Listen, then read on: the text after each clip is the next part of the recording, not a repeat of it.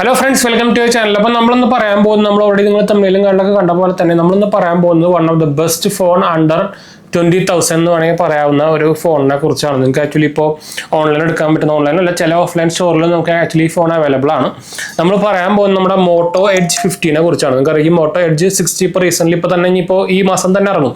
അതിൻ്റെ already fusion model ഇപ്പോൾ recent ഇറങ്ങിയിട്ടുണ്ടായിരുന്നു, പക്ഷേ അത് ഞാൻ റെക്കമെൻഡ് ചെയ്യുന്നില്ല. ഇത് എഡ്ജ് 50 ആണ്, നമ്മുടെ മുമ്പത്തെ എഡ്ജ് 40ൻ്റെ സക്സസറാണ്. ഇതിൽ ആക്ച്വലി നമുക്ക് IP60 റേറ്റിംഗ് വരുന്നുണ്ട്, സ്ലിം ആണ്. അത് നിങ്ങൾക്ക് പറയായിരിക്കും ഇപ്പോൾ മോട്ടോൻ്റെ എല്ലാ ഫോണിലും ഇപ്പോൾ IP60 റേറ്റിംഗ് വരുന്നുണ്ട്. സോണിയുടെ 700C എന്ന് പറഞ്ഞാൽ സെൻസറാണ് ഇതിൽ വരുന്നത്. നമുക്കിതിൽ 3 സെൻസർ വരുന്നുണ്ട്, ഫ്യൂഷനിൽ 2 വരുന്നുള്ളൂ. പിന്നെ നമുക്ക് 1.5Kൻ്റെ POLED ഡിസ്പ്ലേ ആണ് വരുന്നത്. കർവ്ഡാണ്, നിങ്ങൾക്ക് ഓൾറെഡി പറഞ്ഞ പോലെ നിങ്ങൾക്ക് അറിയായിരിക്കും ഇത്.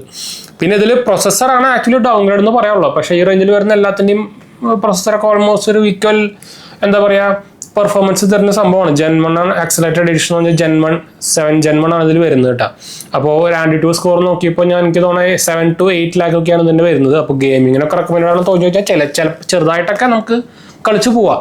പക്ഷേ ഇതിൻ്റെ ഫോട്ടോഗ്രാഫി സംഭവങ്ങളൊക്കെ നമുക്ക് ഈ കൊടുക്കുന്ന പ്രൈസിന് നല്ല കിടിലൻ ഡീലാണ് വരുന്നത്. അതുകൊണ്ടാണ് നമ്മൾ ആക്ച്വലി ഇതിനെ 20 റേഞ്ചിൽ നമ്മൾ ബെസ്റ്റ് എന്ന് പറയണം. കാരണം കേട്ടോ അതിന് ഓൾമോസ്റ്റ് സെല്ലിംഗ് പ്രൈസ് 22 വരുന്നത്. പക്ഷേ നിങ്ങൾ ഫ്ലിപ്കാർട്ടിൻ്റെ കാർഡൊക്കെ ഉപയോഗിക്കുകയാണെങ്കിൽ, അല്ലെങ്കിൽ SBIയുടെ ക്യാഷ് ബാക്ക് കാർഡൊക്കെ ഉപയോഗിക്കുകയാണെങ്കിൽ നമുക്ക് 5% ഡിസ്കൗണ്ട് കാര്യങ്ങളൊക്കെ കിട്ടും.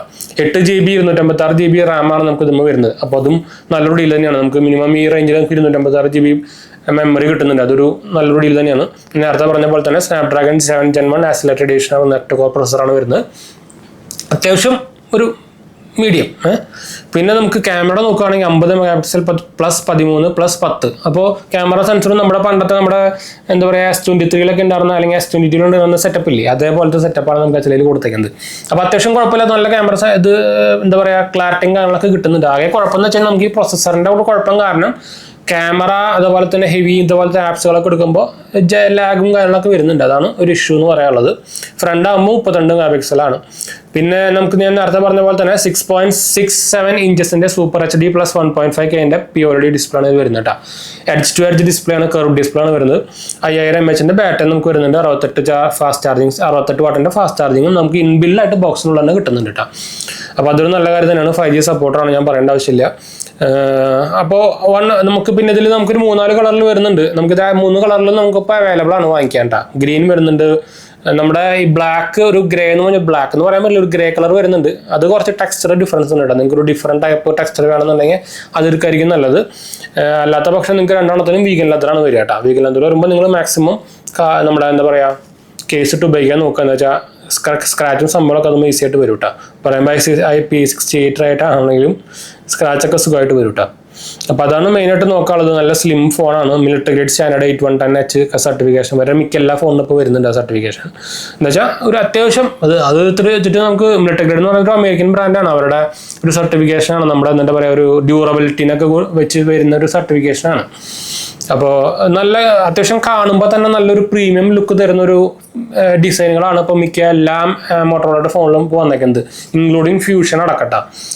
എന്താ പറയുക കർവ് ഡിസ്പ്ലേ ആണല്ലോ വരുന്നത്. എന്താ വെച്ചാൽ ഇതിന് കൂടെ വെച്ചാൽ നമുക്ക് ഇൻബിൽഡായിട്ട് കേസും അതുപോലെ തന്നെ സ്ക്രീൻ ഗാർഡ് വരുന്നുണ്ട്. നമ്മുടെ ഫ്യൂഷൻ 60 ഇറങ്ങിയപ്പോൾ അതുമ്പോൾ സ്ക്രീൻ ഗാർഡും ഇല്ല, എന്താ പറയുക കേസും ഇല്ല, രണ്ടുപേരും നിർത്തി. അപ്പോൾ അതൊരു നെഗറ്റീവാണ്.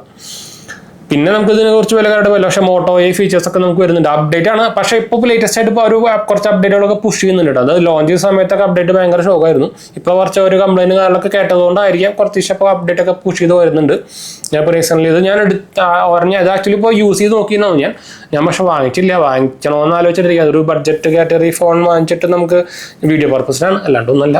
ഞാൻ ആക്ച്വലി Xiaomi 14 ഇപ്പോൾ എടുക്കാൻ നോക്കുന്നുണ്ട്. എന്ന് വെച്ചാൽ കുറേ പേരായി ചോദിക്കുന്നു. Xiaomi 15 Xiaomi 15ൻ്റെ. അപ്പോൾ അതൊരു നല്ലൊരു ആ റേഞ്ചിൽ വരുന്ന നല്ലൊരു കിഡിലൻ ഫോണാണ്. നമുക്ക് iPhone 15 റേഞ്ചിലൊക്കെ കമ്പയർ ചെയ്യുമ്പോൾ iPhone 15നെക്കാട്ടൊക്കെ കിഡിലൻ സാധനം എന്ന് വേണമെങ്കിൽ പറയാം Xiaomi 15. എന്ന് വെച്ചാൽ അത് പക്ഷേ അത് പ്രൈസ് ഇപ്പോൾ കുറയും. എന്ന് വെച്ചാൽ ഞാനത് കൺഫേം ചെയ്തിട്ടുണ്ടായിരുന്നു Amazon സൈഡിൽ നിന്ന്. അവിടുത്തെ സെയിൽസിന് അതിന് പ്രൈസ് കുറയും. എന്ന് വെച്ചാൽ സെയിൽസ് ഒന്നും ഇല്ല സാധനത്തിന്. പണ്ടേ നമ്മുടെ Xiaomi 14 പോലെ തന്നെ Xiaomi 14 69,000 ആണ് ലോഞ്ച് ആയത്. എന്നിട്ട് അത് കുറഞ്ഞിട്ട് 48-46 രൂപയ്ക്കാണ് കുറച്ച് മാസങ്ങൾക്ക് ശേഷം അത് വിൽക്കുന്നുണ്ടായിരുന്നത്. അപ്പോൾ അതാണ് അതിൻ്റെ അവസ്ഥ. അതുകൊണ്ടാണ് നമ്മൾ ഇതിന് മുമ്പ് ഒരു വീഡിയോ ഇട്ടുണ്ടായിരുന്നു Xiaomi 15 ഇപ്പോൾ എടുക്കരുതെന്ന് പറഞ്ഞിട്ട്. അപ്പോൾ അതുകൊണ്ട് അങ്ങനെ പറയാൻ കാരണം അല്ലാണ്ട് ഫോൺ പൊട്ടയിട്ടല്ല കേട്ടോ. അപ്പോൾ എന്തായാലും നമുക്ക് ഇപ്പോൾ തന്നെ അത് 65,000 ലോഞ്ച് ചെയ്തേക്കുന്നത്. നമുക്ക് ICICI ബാങ്ക് ഡിസ്കൗണ്ട് ഉണ്ടെങ്കിൽ 60,000 രൂപയ്ക്ക് കിട്ടും. 99,999 കിട്ടും. എനിക്കതിൽ പക്ഷെ കളർ ഓപ്ഷൻസ് ഇഷ്ടമായില്ല കേട്ടോ. ആകെ ബ്ലാക്കും വൈറ്റും ഒക്കെ മുമ്പ് ഉണ്ടായിരുന്നു, 14 ഉണ്ടായിരുന്നു. പക്ഷെ വേറെ നല്ലൊരു കളർ, ഗ്രീൻ ഒരു കൂതറ കളറായിട്ട് എനിക്ക് തോന്നിയത്. കുറെ അത് ഡിപ്പെൻസ് ആണ്, പേഴ്സണൽ ഡിപ്പെൻസ് ആണ്.